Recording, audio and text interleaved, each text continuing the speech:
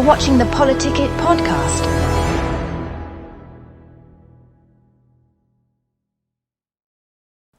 Good evening. Welcome to PoliticIt podcast. I'm Senator John Johnson. We've got Catherine Austin Fitts with us today. Nice to have you, Catherine. What a pleasure to meet you and be here. I'm really enjoying it. I'm excited that you're here in town. You're doing a few things with our treasurer, Marlo Oakes, right? And really nice to have you. I've been familiar with some of the stuff that you've done, and it's really quite an honor to have you here. So. Let's start just talking about some of your background. Our audience may not be as familiar with you as some of us are. So let's talk kind of about your, growing up, your educational background. What got you into what you're doing now? So I grew up in Philadelphia, and I grew up in a neighborhood of row houses. If you've ever seen Spike Lee's movie Crooklyn, you'll know. So all the games were street games. We lived on the stoop. We played wall ball and jumping jacks, and we had a great game called bottle caps that we would use, and what I saw from the time I was a very young child until I left to go to college is the neighborhood deteriorated, and there were 4 boarded up foreclosed properties catty corner to our block, and we had a family of 6 living across the street in a 1-bedroom apartment, and these 4 homes were boarded up and empty for 4 years. And I kept asking people, how this makes no sense. They would love to have a home. Why is it happening? And as the neighborhood deteriorated, everybody kept explaining that this was happening because we needed to make money. And I thought, what is this money thing? I need to figure out this money thing, and I need to figure out how the money works in a neighborhood and see why we can't turn it around, because something doesn't make sense. And so I got very interested in money and how money worked, and I was an entrepreneur. I was one of those kids who always had a lemonade stand. Oh, that's great. So I started to learn about money, and one of the reasons I went to Wall Street, became an investment banker, went to business school, and I didn't understand as a child that to understand how the money works in one little neighborhood in West Philadelphia, you literally have to understand how all the money on the entire planet works. You need to understand the global financial system. And so I went to Wall Street, and I kept moving around from department to department trying to understand. And finally, I got to the point, I had a very successful career. I loved it. But I finally realized, this is all being rigged from Washington. So I'm going to go to Washington and figure out how the money works in Washington, because you have both the central bank and the Treasury. So you have monetary policy and fiscal policy run from Washington. And so I did. I went to Washington in the first Bush administration, and then I left really concerned that the new technology was going to allow the centralization of wealth in a very dangerous way. And so I started a company called Hamilton Securities, and our goal was to use new technology to decentralize economic and political activity. And the company was also very successful, but then it turned out that our decentralizing things and bringing transparency to federal money was not politically successful. So you had a lot of people make money on centralizing the federal money, and we were making money on decentralizing. So let me give you an example. Okay. When I was at HUD, I would find neighborhoods where we were spending $250,000 per unit to build public housing, but $50,000 at the time would buy a foreclosed property out of the FHA inventory and rehab it. So you could create, for that $250,000 in the same 10-block area, you could get 5 homes for the price of 1. And I remember I took the numbers I had the data, and we used to do mapping software, so GIS software. I took the numbers on Chicago, New Orleans, and LA to the person who was the assistant to the guy doing the $250,000, and I said, look, we could get 4 or 5 homes for the price of 1 in this neighborhood. And she turned bright red, and she said, but how would we generate fees for our friends? Interesting. So you remember Ross Perot's giant sucking sound. Oh, We've yeah. had a giant sucking sound of more and more of the federal budget into things that generate fees for our friends, and push the stock market up as opposed to optimizing the economy. Anyway, I ended up in litigation related to the work we were doing, because that's sometimes in Washington when they want you to stop. That's how you end up in litigation. Anyway, so I litigated with the Department of Justice for 11 years. We were able to win the litigation, and then when it was over, I had concluded that the corporate media was not telling people the truth about, especially financial matters. So every time I did a show, I do internet shows, radio shows, I'd give out my email address. And I'd say, if you have a question, just email me. And over time, it grew and grew and grew. And finally, there were so many questions that I said, look, I just got to start a company. And that's how I ended up doing what I do now, which is the Solari report. Oh. Yeah, so, and we also, a lot of the questions were about money. So for 10 years, I became an investment advisor. And you know, because to answer certain questions about money, you really have to be registered and you have to be trained. And what happened was, the first thing that happened, I quickly got a lot of clients, and they all asked me the same question every week. And I was answering the question. I'm sure this has happened to you. Yeah. You're answering the same question 50 times a week. And I said, we have to start a podcast, you know. Oh, So I tell everybody, okay, I did the podcast on the question of the week, and now you can listen to the podcast. So where do people find that podcast? So if you go to solari.com, solari.com, we have weekly interviews, then we have a money and market segment, and then quarterly we do a big wrap up of sort of what's going on in the deeper trends. And one of the things we do is we do a monthly briefing for legislators. So if you or your colleagues ever want us to do a monthly briefing on any of the things we cover, we'd be happy to do it. Oh, that'd be fabulous. Yeah.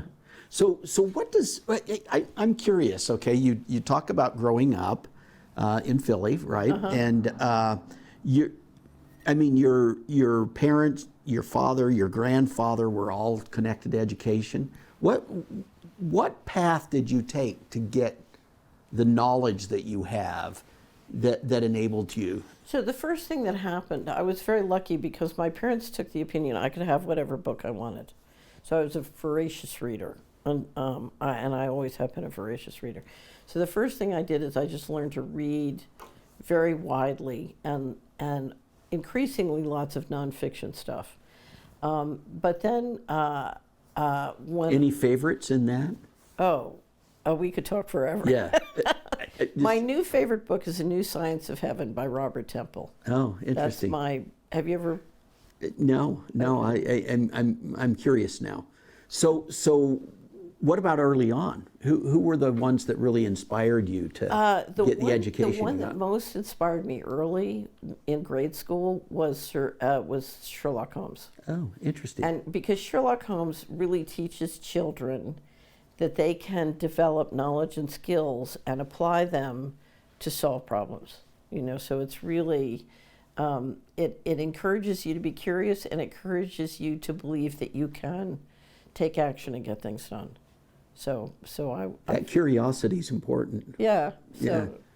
And so where did you go pursue education then? So I was a dreadful student. I graduated last in my class in high school. Oh my gosh. And I went to Bennett College, which at the time was a 2-year college, and had a wonderful time because most of the students were not interested in academics. I was very interested in learning. And so it was kind of like having, 1-2-year tutorial.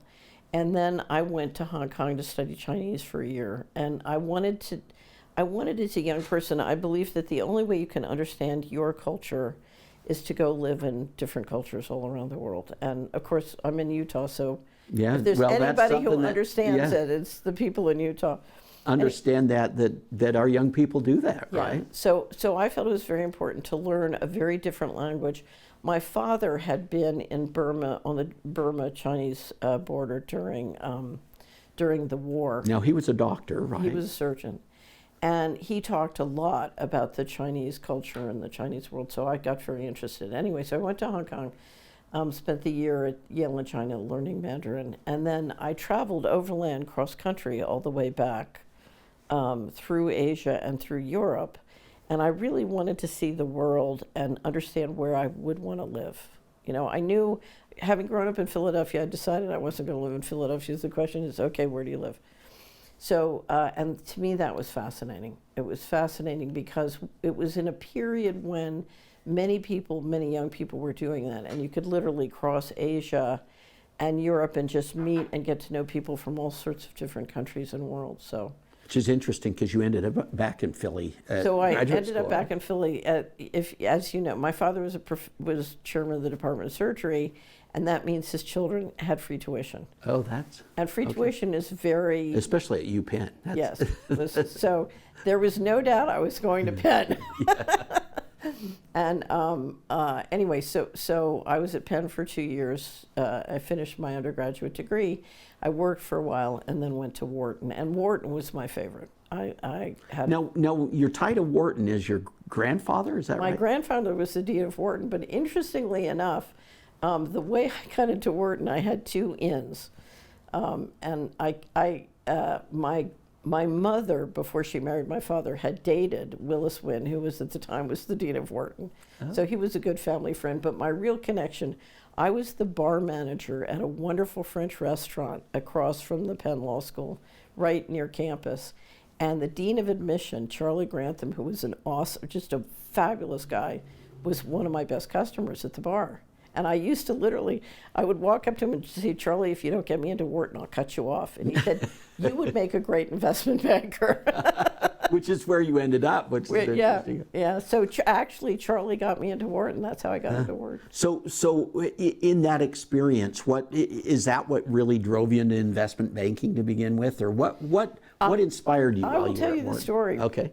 So I will tell you the story. I just told this last night at dinner because it was very funny.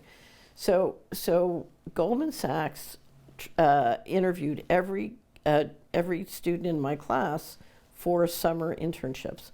And the Goldman Sachs internship was considered the premier summer internship of any company. Everybody wanted it.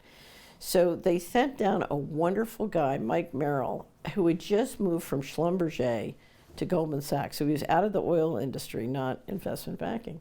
So he shows up and we have a fascinating conversation. He said, I can only call you back if you're committed to investment banking. I said, I'm not committed because I don't know anything about it other than what I've heard from the kids at school. You know, I would have to work in an investment bank to know whether that was I can't your make passion. a commitment. He Right. said, well, I can't call you back. And I said, I do anything for a job at Goldman Sachs, but I'm not going to lie. I can't. I'm not committed. Anyway, so a couple weeks later, he calls me back and he said, we're calling you back. I said, I thought I had to be committed. And he said, we're having trouble finding women we think can survive on the trading floor, and we think you can. Oh. So he called me back, and I get up to New York, and he takes me out to breakfast before I go to do the interviews. And he said, look, you can't get me in trouble.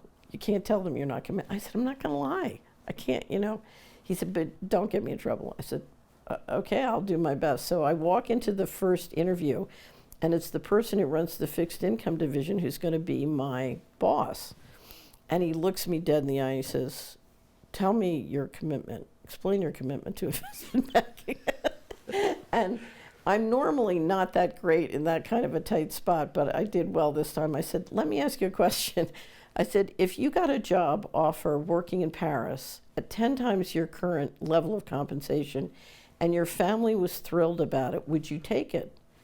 And he said, I would. And I said, you've just described my commitment to investment banking. So then he reaches in. So on my resume, it said working knowledge of Mandarin because I'd studied for a year at Yale and China Language Institute. He pulls this huge Chinese-American dictionary out of his drawer. And he says, it says here you have working knowledge. Are you fluent? I said, no. And he said, tell me the difference between fluent and working knowledge. I said, fluent means I can fly to Beijing and negotiate a deal for you in Chinese. And I said, working knowledge means I can go to Beijing with you and order dinner in a restaurant. So he then opens this thing and he tests me for different words, which I can answer. I answer correctly. And he said, you're right, you do have a working knowledge. He said, this is how I get rid of the Harvard kids because they always exaggerate and say they're fluent when they're not. Anyway, so I get an offer. So see, that honesty paid off, didn't it? It did pay off. It did pay off. Well, here's the thing. It's I've found that the most important thing in certain kinds of financial businesses is relationships. So I'm always saying the currency of the future will be relationships of trust. And the investment bank I worked on in Wall Street was relationships. And we would have 400 firms come together in a few seconds, take hundreds, billions of dollars of liability together, all based on verbal contracts going at high speed, work perfectly, no digital technology, no email, none of that stuff, just people's word, very high integrity, work like a charm. And when you've seen that kind of high speed, high integrity, that's something you want to have, and that's how you can do amazing things. And that because you're in politics. I want to talk more about that because I think that kind of hits on this whole idea of this digital economy and where we're going to go. But we're going to take a break. Okay. Okay. Thanks. Tired of media bias? Frustrated by political noise? PoliticIt.com cuts through the clutter, giving you real facts, clear analysis, and unbiased insight on the issues that matter most. Stay informed, stay empowered. Whether it's elections, policy changes, or breaking news, we've got you covered. No spin, no agendas, just truth you can trust. Visit PoliticIt.com today because informed citizens shape the future. PoliticIt.com, where politics meets clarity. Welcome back to PoliticIt. We've got Catherine Austin Fitts with us. And we were talking a little bit about this organization that you put together, your podcast, and kind of the things that you're working on right now. But let's kind of go there and explore some of those. I mean, it's educational, but this movement towards digital currency has you concerned, doesn't it? Very concerned. So I'm a great believer that, I'm a great believer in freedom. So if you look at the basic covenant that we have through the Constitution or the Declaration of Independence, or we grew up with in civics class, as to the importance of human liberty. And the importance of human liberty and different features thereof, like free speech, to having a successful society. And what I've been tracking for many years is what I call the financial coup, an effort to centralize control so that the banking system not only runs monetary policy, but fiscal policy. Right now we have a system in the United States where the bankers after 1913 essentially ran monetary policy, but the people's representatives run fiscal policy. So they decide, that we have taxation with representation, what our taxes are, and then how money and resources are allocated and debt is issued, and that whole side has been run by the people's representatives and then implemented by the executive branch.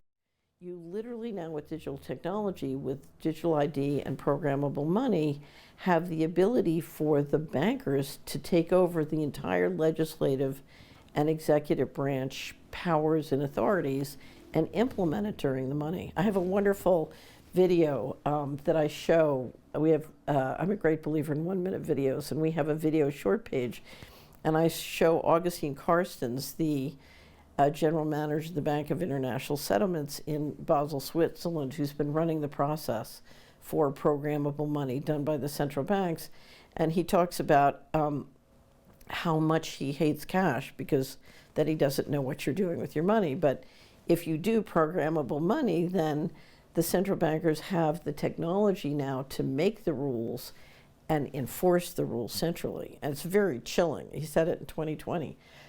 And this is what I'm concerned about, because we're talking about leaving a world where we have a currency to going to a world where we have a control grid. So, I use the example, it's 2028 and I call you and I say, Mrs. Jones, or I call your daughter and I say, Mrs. Jones, we've decided you're going to transgender your children, and if you don't, we'll turn off your money.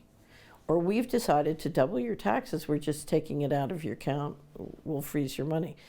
The former nominee for the control of currency, who luckily wasn't confirmed, the Senate rejected her, she wrote an article for the Vanderbilt Law Review and said the wonderful thing about this kind of programmable money is if the Fed's worried about inflation, they can just freeze everybody's bank accounts. So it stops being your money and it starts being the central banker's money, and they can, institute complete control. And if you've grown up in a world of human liberty, you can't fathom that anybody would want to institute this kind of system, because it's really leaving a Republican form of government and going into a digital concentration camp.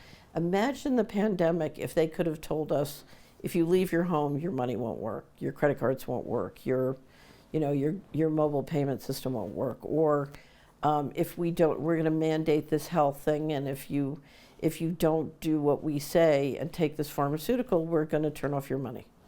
So it's giving unbelievable dictatorial powers to a centralized banking system. So how do we stop that? Because we've already seen the banking system use their influence to control certain things, like banks not allowing credit cards for guns, for instance. The good news is you can. If you look at all the states that have passed laws saying no central bank digital currency, or no, who've pushed back against the digital IDs, or no debanking. So in Tennessee, we have no debanking laws. So states have been moving in this way, but the beauty of the American system. So debanking would be something like the credit card company saying we're not going to do transactions for guns, for instance. That would be debanking that industry. So the state legislators have started to move. Now we've come back, and instead of doing central bank digital currencies, they want to do stable coins on a distributed ledger that can be programmable money. So we've prepared model legislation to stop programmable money. We call it Consumer Payment Protection and Transparency Act. But basically the idea is you as a consumer should be able to buy whatever meat you want. You shouldn't be forced to buy lab-grown meat because your money can be digitally engineered that way. So we have model legislation, and the next step we're hoping is the states who pass laws to stop CBDC and stop debanking will also move to make sure that they can stop this sort of privatized version of central bank digital currency. There are two things you want to stop. The system depends on a very high quality digital ID and a very high quality programmable money. Whether you call it stable coins or central bank digital currency, there can be different names. And that's what you want to stop. And you can do that for digital ID, and you can also stop programmable money, because under the Constitution, the state has the power to do that. There are many other things you can do. Explain that. Why does the state have the power to do that? Under the Constitution, the powers not delegated to the federal government are reserved to the state. 10th Amendment stuff, right? It's the whole idea of federalism. Right. But the other thing is, if the federal government is not respecting any part of the Constitution, you have attorney generals who are empowered to act, in many different ways to help do that. And what we've seen for the last 10 years, since I've been sort of tracking what I call the financial coup, is we've been seeing the states take very important and powerful actions. And it's funny because, for many years, the state legislators couldn't believe that they would have to step up and do this. But finally, they realized, okay, we have an overreach. We cannot tolerate CBDCs. It started with Florida, but it went to Tennessee and other states. We cannot tolerate this kind of encroachment on our personal liberties. So if the federal government's not, if the Department of Justice is not going to respect the Constitution, then we will. And here's the question for you, the challenge for you as a legislator. There's a wonderful group of legislators in northern Idaho, and they're members of the Idaho Freedom Caucus. And one of them said to me, he said, every year in Idaho, we send $1 to Washington, and every year we get $1.19 back. And when I try and enforce the Constitution, my constituents say, I'd rather have the 19 cents. So when you look at the dependency of our counties and states on federal money, we're sending the money to Washington, and then we're getting money back, and that money is used to control us. So in Tennessee, for example, the legislature the Republicans put together a task force and tried to figure out how they could reject the education money because they didn't like the terms and conditions that were coming with it, and literally couldn't figure out how to do it. So, not to say that the effort is over, but there are too many terms and conditions that are impacting our quality of life coming in those conditions. So we're going to have to figure out how to reduce our dependency on the centralized money because it comes with centralized control. Yeah. You know, it's interesting, and this comes back to that whole idea. You know, the argument I've heard on the other side is, oh, we need to move to Bitcoin because then it'd be more like we have with gold and we wouldn't have so much inflation. And even these arguments that you're making, like, oh, we're getting $1.19 every time we send a dollar. Yeah, but you're not taking into account the fact that our money is being devalued, and that's actually a tax on us, too. Here's what's very interesting. If you really, because what I did that upset the powers that be in the 90s was we downloaded all the federal data on spending and credit and reorganized it using relational databases to look at it by place so that we could create financial statements for counties. And what we discovered was that the dependency on the federal money was making the economy weaker and weaker and weaker, and the dependency was rising because of what the feds were doing to weaken the economy. So it's back to fees for our friends. And the money was being invested to produce central control. So I'll tell you a very funny story. After we got all the data in, we had a software tool called Community Wizard, and we got all the data so that we could look at it by, your zip code or your congressional district. And I took my smartest guy and I said, go off and figure out if we were just free to re-engineer the federal investment by place, both appropriations and credit, to optimize the economy. Let's just simulate how much wealth we could create. So this guy goes off, and he's a genius. He comes back, and I looked at it and I said, that's impossible. Because the wealth increase was so huge, it was impossible. I said, you gotta be wrong, go do it again. Finally, he comes back on the third time, he said, you have to take the weekend off and go through my numbers, because I'm right. And I did, and he was right. And what I discovered was something that I had never known, even though I'd been a government, official and regulator. The price of central control and the price of tyranny is so astronomical, you cannot imagine. And that's when I realized, oh, if we were just free to optimize, and I'm not saying that there wouldn't be rules or, other constraints on the model, but if we were just free to optimize, we could create so much wealth. And I'd love to give you another example. Can I do Okay, yeah. Okay. So when my company was lead financial advisor to the Federal Housing Administration, we did $10 billion of mortgage auctions of defaulted mortgages. We hired AT&T Bell Laboratories to help us run optimized bids, because when you bid the mortgage market, the real estate market, and the securities market against each other, they prefer stratification of the packages differently. And I took the position, I'm not smart enough to know which of those three markets is going to be the best in 6 weeks. So we're going to hire AT&T Bell Laboratory to use the optimization modeling that they use to route telephone calls. And we're going to say to all three markets, you stratify the packages in whatever way you want. We're going to calculate all possible combinations and pick the one that generates the most money for the taxpayers. Anyway, so we were able for the first time to bid the three markets against each other in the distressed mortgage market, and it blew the market wide open. But I got to know the guys at AT&T Bell Labs and their application of this model. They were using the model to route, to do airline scheduling for the airlines. So the pilots could come in and the attendants could come in and say, I want this flight but not this, and my birthday is this day. So very complex rule systems.